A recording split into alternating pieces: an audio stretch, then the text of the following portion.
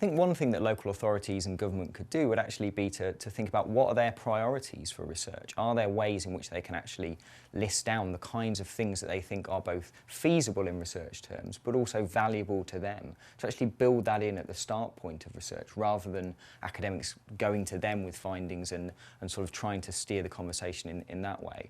I think this kind of more sort of mutual process, I suppose, from the start point could actually be quite a valuable way forward. Working with local authorities is a great way to make sure that your research is very relevant and timely, that it really deals with the issues as they're currently being experienced by local authorities. I think in universities, our research tends to follow that kind of longer time period, so we can sometimes be slightly out of date with where local authorities are at in this kind of current budget cycle. So we're really getting that kind of up-to-date input. Part of the value of academic work is obviously to gain knowledge, to actually gain some understanding on particular processes and ideas and contexts. But I think also many academics do the work that they do because they want to affect some kind of positive change in whatever field it might be. It might be in medicine, it might be in social sciences, it might be in policy.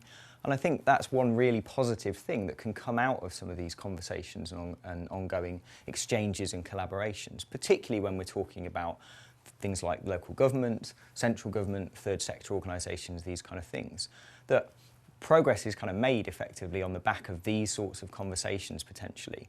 I don't think we should kind of oversell that or romanticise the role of research in sort of shaping policy. But at the same time, I think it's incumbent on academics to actually try to do those things and actually make an effort to actually engage in those ways. One of the things we discovered doing the research, we designed it to involve people who use services in a research role. So older people, people with learning disabilities were co-researchers, and we did the interviewing with them.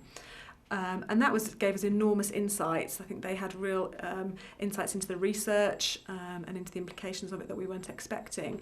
But they were also great in the dissemination exercises at communicating with local authorities because they had a credibility and a lived experience of care services, which meant they were great ambassadors for the project. And there was a real immediate connection, I think, with local authorities, which we as academic researchers perhaps have to work a little bit harder to get.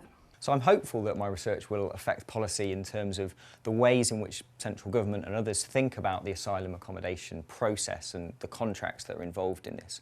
One of the things that's going to happen over the next 18 months is that there will be a review of the process through which asylum seekers are accommodated and the ways in which that works. And I'm hopeful that my research will feed into that review and actually start to shape some of the discussions around whether the model that we currently have is actually working and in what ways that model could be improved.